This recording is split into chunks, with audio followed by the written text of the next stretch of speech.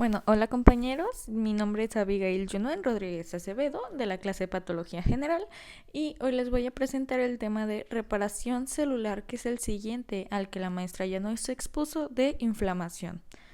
Bueno, vamos a comenzar viendo la visión general de la reparación de los tejidos y sabemos que un aspecto clave para la supervivencia de un organismo es que tenga la capacidad para reparar las lesiones provocadas ya sea por agresiones tóxicas e inflamatorias, y como ya vimos en la exposición pasada, sabemos que la respuesta inflamatoria va a ser la encargada de activar el proceso de reparación.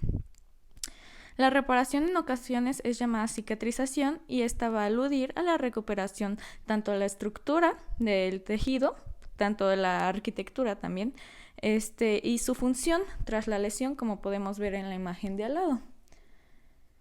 Se consigue mediante dos tipos de reacciones. La primera va a ser la regeneración del tejido lesionado. ¿Esto cómo va a ocurrir? Se va a producir una proliferación de células que no estén lesionadas, también llamadas residuales, que es necesario que tengan capacidad de división y por sustitución a partir de las células madre. Además, va a tener una respuesta típica ante lesión de epitelios que se dividen con rapidez. ¿Cuáles son estos? Por ejemplo, la piel, el intestino y el hígado. Y la formación de cicatriz mediante depósito de tejido conjuntivo, que es cuando no se puede regenerar o las estructuras de soporte han sufrido unas lesiones muy graves, se va a reparar por depósito de tejido conjuntivo, como ya llamamos, o fibroso. Esto por el fin de que aporte la suficiente estabilidad estructural para que se pueda seguir realizando su función. Por eso es muy importante. La regeneración de las células y los tejidos lesionados van a implicar la proliferación celular, como ya lo comenté, pero esta va a ser regulada por el factor de crecimiento, por los factores de crecimiento, que voy a hablar más adelante de ellos, y estos están dependientes de la integración de la matriz extracelular, que es la que podemos ver en la foto de abajo. Esta, es el conjunto de materiales extracelulares que van a formar parte de un tejido. Igualmente voy a hablar un poquito más de ella adelante. La lesión celular y tisular ponen en marcha acontecimientos que van a eliminar el elemento ofensivo. Esto también necesita que se contenga el daño y que se reparen las células que sobrevivieron a la lesión. Y este proceso se va a dividir en dos, en la regeneración y la replicación. Bueno, la regeneración, ¿qué va a implicar? Una reconstitución completa. Los tejidos con elevada capacidad proliferativa, unos ejemplos pueden ser el sistema hematopoyético o el epitelio digestivo. Estos pueden regenerarse tras una lesión siempre que sus células madres no estén destruidas y que el tejido conjuntivo esté en un estado intacto. Y bueno, la reparación va a restaurar la estructura normal y la función, pero esta puede llevar ciertas deficiencias. La curación va a implicar la generación y formación de cicatrices fibrosis, cuando ocurre una deficiencia. Hablando de cicatrices, hay varios tipos. Aquí podemos ver dos, una que se llama cicatriz atrófica. Esta se va a tratar de cicatrices profundas que forman como parecidos a huecos en la piel, como podemos apreciar en la imagen. Uno de los mayores ejemplos son las cicatrices del acné.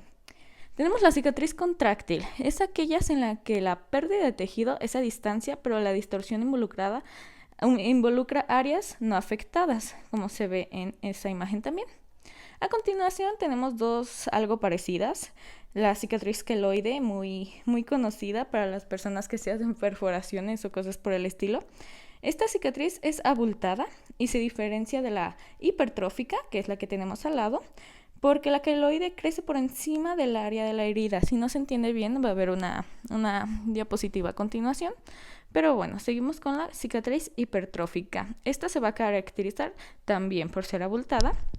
Pero las cicatrices hipertróficas, aparte que suelen ser gruesas y tienen una coloración ya sea de rosa o roja, estas también pueden causar picazón o dolor, pero estas se quedan solamente en donde ocurrió la lesión. Igual ahorita les voy a explicar un poco más. Aquí tenemos una imagen como la que les comentaba, que fue causada por la perforación por un arete que formó una cicatriz queloide.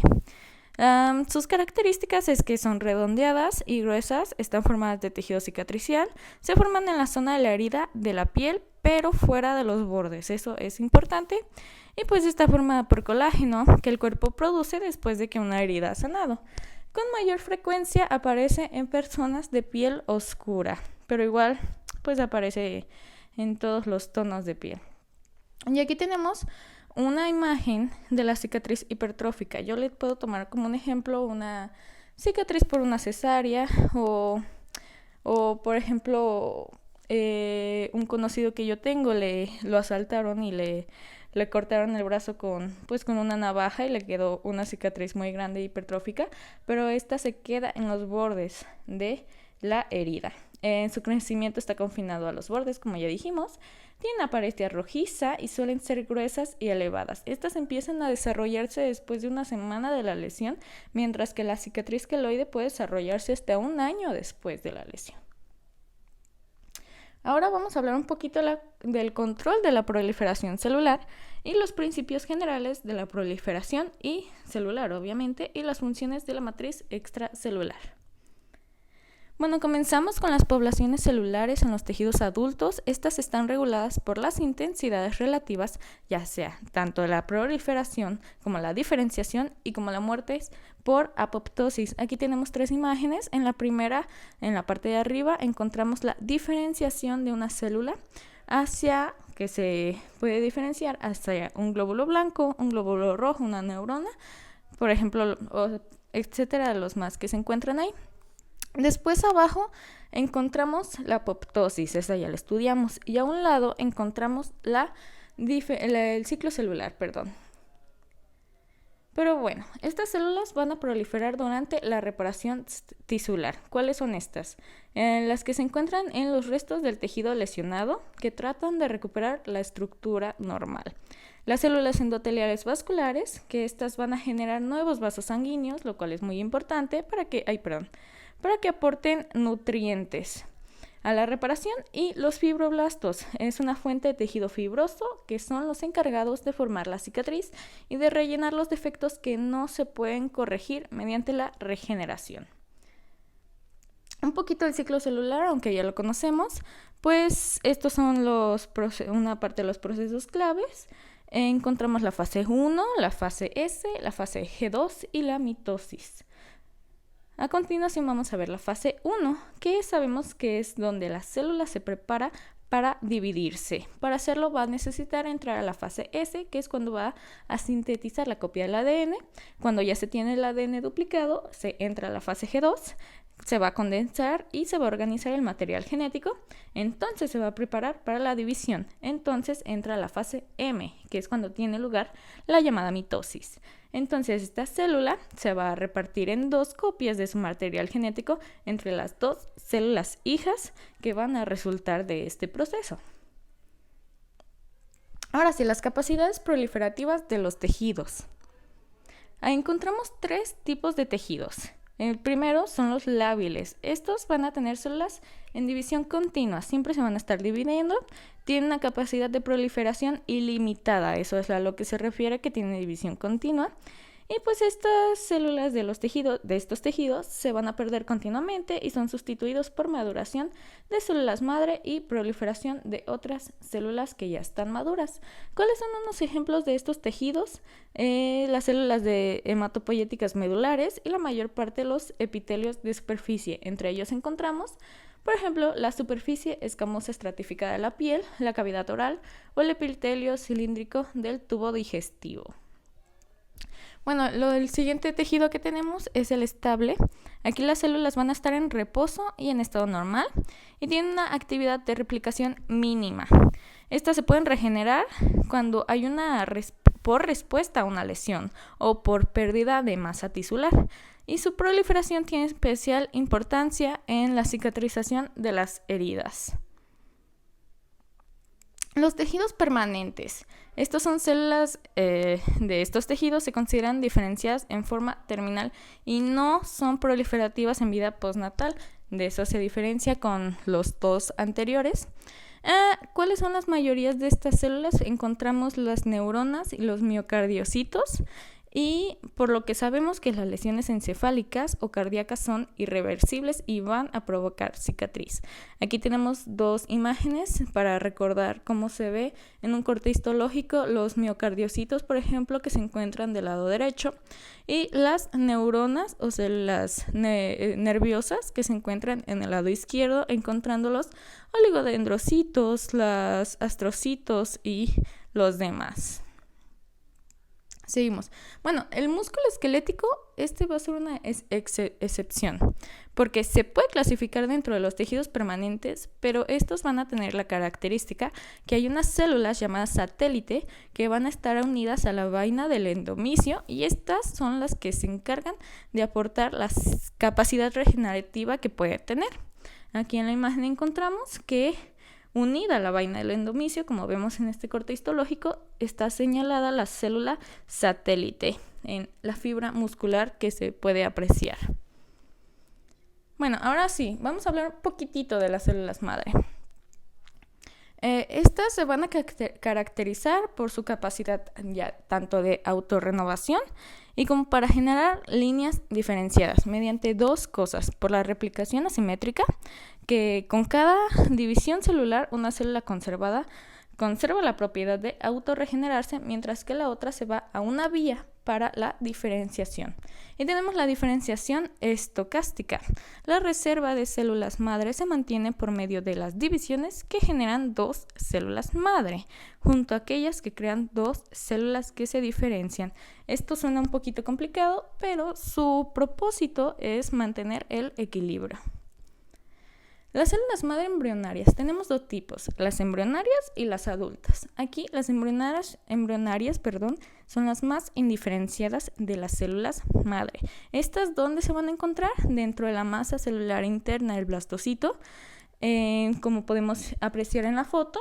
Por si se nos olvidó un poquito, aquí está el blastocito, en este lugar que está señalado por la masa celular interna, y se van a encontrar las células madre embrionarias. Y bueno, se cree que su función normal es originar todas las células del organismo, por lo que también son llamadas pluripotenciales. Identifican señales necesarias para la diferenciación tisular, como ya dijimos. Potencialmente las células madre embrionarias pueden repoblar órganos dañados. Y en condiciones de cultivo adecuados es posible que se induzcan estas células para que formen células especializadas en las tres capas germinales, incluidas ya están las neuronas, los hepatocitos y los músculos y el músculo cardíaco. Tenemos unas tipo de células madre que se llaman madre pluripotenciales inducidas. Esta es una célula extraída de cualquier tejido, ya sea de un niño o de un adulto, que se ha modificado genéticamente para que se comporte como una célula madre embrionaria. Como sugiere el nombre, ya sabemos que son pluripotenciales, lo que significa que tienen la capacidad para formar cualquier tejido, cualquier tipo de célula adulta. Estas van a generar células de tres principales capas de células germinales con fiabilidad y pueden manipularse mediante técnicas genéticas. Como podemos apreciar en esta imagen del libro de Robbins, tenemos la célula del paciente y se va a cultivar para que estas células, ya después llamadas pluripotenciales inducidas, puedan diferenciarse en cualquier tipo de capa germinal o en cualquier célula. Este es otro ejemplo, pero para que no se haga muy larga la presentación me lo voy a saltar un poquito. Y tenemos las adultas. Estas son denominadas también madre tisulares. Son menos diferenciadas que las embrionarias. Se van a encontrar entre las células indiferenciadas, ya sea de un órgano o de un tejido, y tienen la capacidad de autorrenovación, pero es limitada. Y se cree que su función está relacionada con la homeostasis tisular. Residen dentro de nichos microambientales especiales. Un ejemplo de esto es la zona abultada de los folículos pilosos. Suelen ser responsables de la generación de células maduras del órgano en que residen. Y bueno, para no pasarme la diapositiva, tiene la capacidad de transdiferenciación. Este término es aplicado a una célula que se diferencia de un tipo a otro. Esta capacidad de diferenciarse en múltiples líneas se denomina plasticidad del desarrollo. Ahora sí vamos a hablar de los factores de crecimiento. La mayor parte de los factores de crecimiento son proteínas que estimulan la supervivencia y proliferación de las células concretas. Ok, entonces son proteínas que van a estimular la supervivencia y proliferación. Y también pueden inducir a su migración, a la diferenciación y a otro tipo de respuestas. Estas, ya dijimos, también evitan la apoptosis, estimulan la entrada al ciclo celular, estimulan la síntesis de proteínas celulares que van a preparar para la mitosis y estimulan la función de los genes que controlan el crecimiento, por lo que son tan importantes estos factores de crecimiento. Los macrófagos, las plaquetas y las células mesenquimatosas son fuentes típicas, pero también se pueden encontrar en el epitelio, las células endoteliales, los mastocitos y los linfocitos T. En esta imagen sacada de un compendio del libro de Robbins nos explica cuáles son los factores de crecimiento, su símbolo y sus funciones, pero para no hacer muy larga esta presentación voy a dejar hasta ahí esa imagen. Bueno, tenemos mecanismos de señalización de receptores de estos factores de crecimiento. Sabemos que gran parte de los factores de crecimiento actúan tras unirse a un receptor específico que se va a encontrar en la superficie celular, y esto va a activar una serie de señales bioquímicas en la superficie de esta célula. La transmisión intercelular de señales se va a producir por 3 modos generales, estos ya los conocemos. Encontramos la autócrina, que las células responden a sustancias transmisoras que producen ellas mismas. Encontramos después la endocrina, las células sintetizan hormonas que circulan a través de la sangre y van a actuar sobre las células dianas alejadas. Y la parácrina, una célula va a producir una sustancia que afecta a la célula diana pero cercana. Y bueno, esta es frecuente en la reparación de heridas y en respuestas inflamatorias. Las proteínas receptoras se suelen ubicar sobre la superficie celular, ya lo habíamos comentado.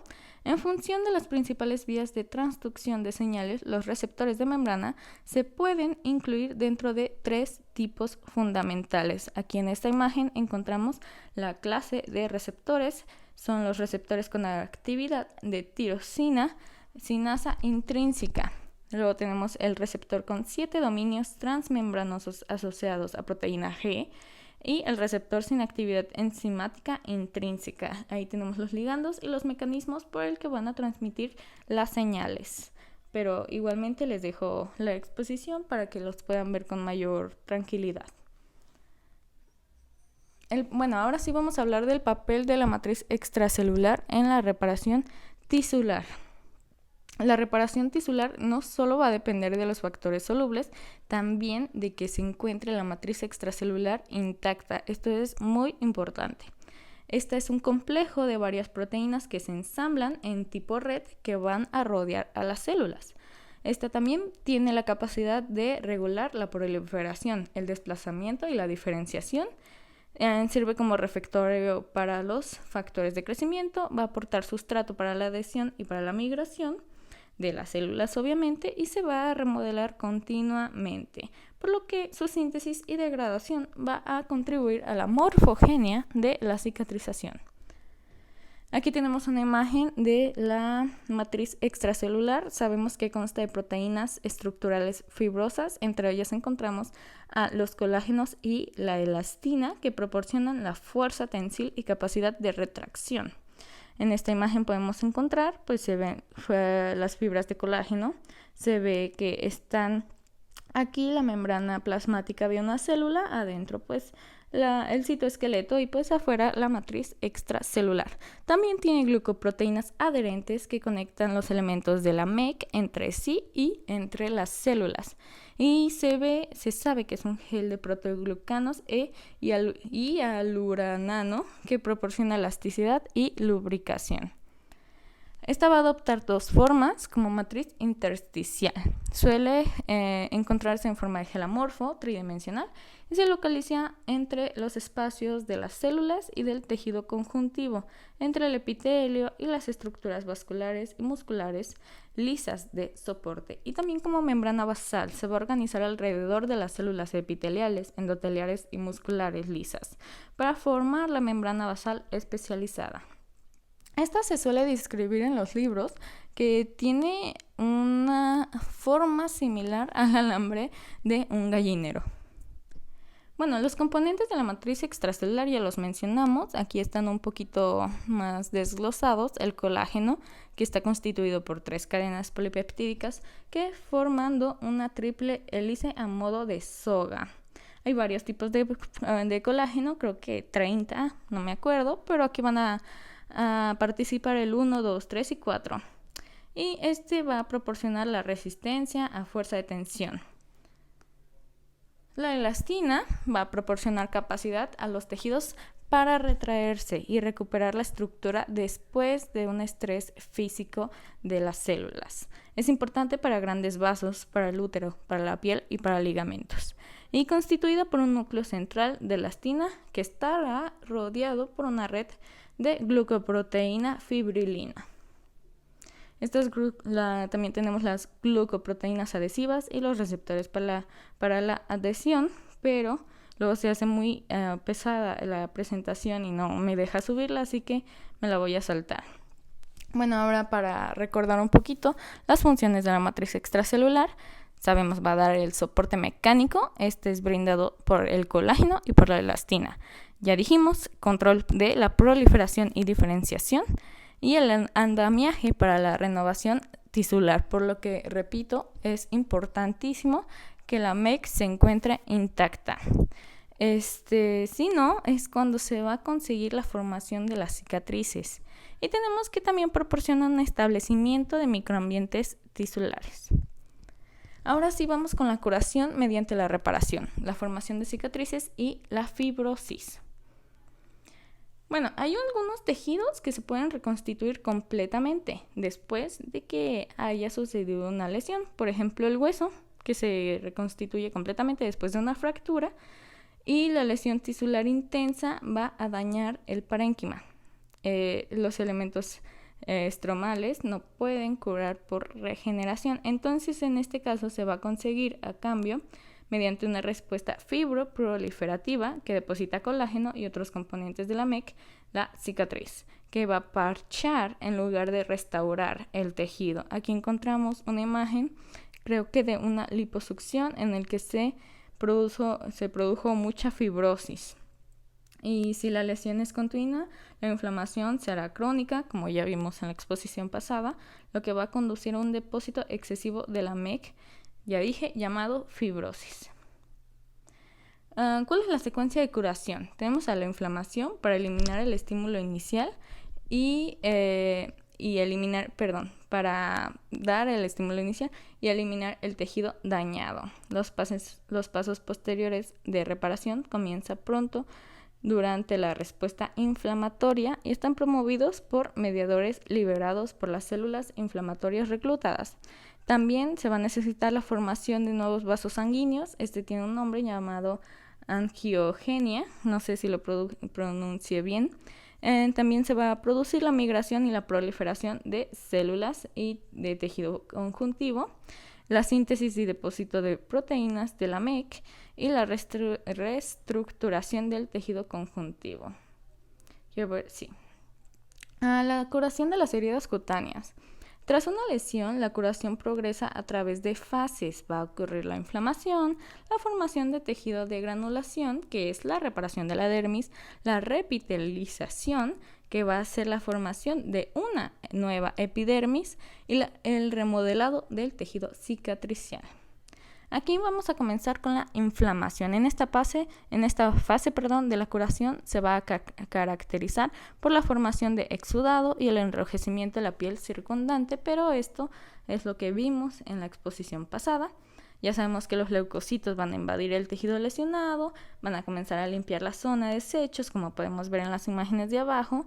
Se van a eliminar los tejidos muertos y los contaminantes que pueden ser las bacterias, por ejemplo.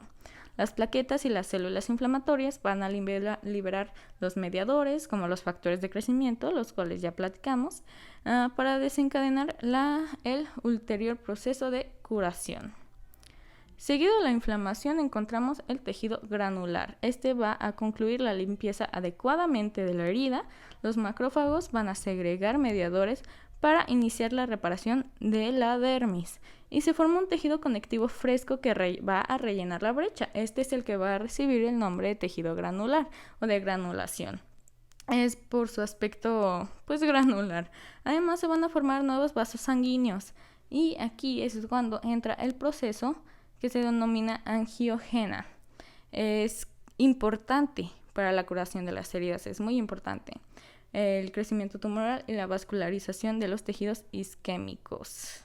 Ya sabemos qué significa la palabra isquemia, que se produce un paro al riego sanguíneo de un tejido, por ejemplo. Se va a producir por la ramificación de los vasos que ya existen y el reclutamiento de células precursoras endoteliales desde la médula ósea. Bueno, tenemos la reepitelización. Esta va a suceder después de las primeras horas de la lesión. ¿Y cuál es su finalidad? Esta busca restaurar la función barrera de la piel. La epidermis tiene que estar reparada por proliferación de los queratinocitos, que migran desde los bordes de la herida hasta los folículos pilosos para cerrar esta herida.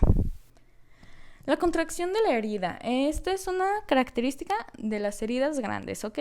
Se va a conseguir mediante los miofibroblastos, que tienen características sintéticas de los fibroblastos, como vimos en su nombre.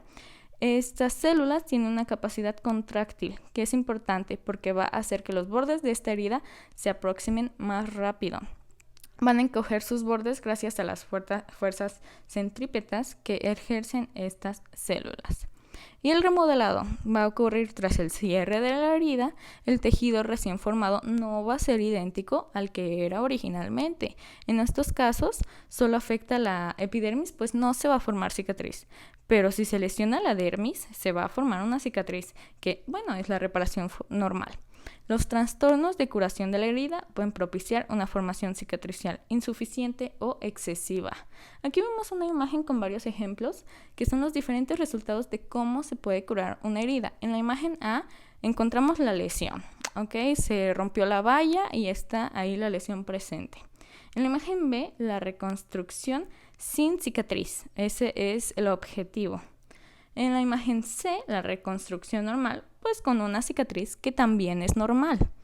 En la imagen D, una reconstrucción insuficiente con la cicatriz atrófica, como ya la comentamos en las primeras diapositivas. Y en la imagen E vamos a encontrar una reconstrucción, pero esta va a ser excesiva, va a presentar una cicatriz hipertrófica. Va a estar, como ya dijimos, pues de color rojo, rosa, va a tener un borde, va a tener un borde, o sea, va a estar, pues, sí, no va a estar lisa, ustedes recuerdan. Bueno, vamos a hablar de las costras. Viene del latín crusta, que significa corteza o cáscara. Las costras se van a desarrollar cuando el suero, la sangre o el exudado purulento se seca sobre la superficie cutánea en la herida. Hay varios tipos de costras. Encontramos las hemáticas, que es cuando se forma a partir de sangre y es de gran tamaño. Encontramos la mielicélica, que son purulentas, o sea, por pus. Las cerosas, que son de color blanco grisáceo, y las serohemáticas, que son mixtas a las cerosas y a las hemáticas. Las cerosas son comúnmente, bueno, como están formadas a partir de sangre, son de color rojo. Las hemáticas, perdón. La cicatrización de las heridas cutáneas. Tenemos que es un proceso que va a exigir la regeneración epitelial y la formación de una cicatriz por tejido conjuntivo. Y según la naturaleza y el tamaño de la herida va a haber dos tipos: por primera intención, como es en la primera imagen, o por segunda intención. Un gran claro ejemplo de la cicatriz por primera intención es, por ejemplo, en la incisión quirúrgica que no está infectada, que se va a aproximar los bordes mediante las suturas quirúrgicas, que en consecuencia la regeneración epitelial es el principal mecanismo de reparación. El estrecho espacio que deja esta incisión es ocupado por sangre con coágulo de fibrina, que rápidamente es invadido por tejido de granulación y cubierto por epitelio nuevo. Pero en cambio vamos a tener la cicatrización por segunda intención. Esta es la pérdida tisular o celular. Va a resultar más extensa en las heridas, va más amplia, puede presentar abscesos, úlceras, necrosis, isquemia, muchas cosas por el estilo. El proceso de reparación va a resultar mucho más complejo que en la cicatrización por primera intención.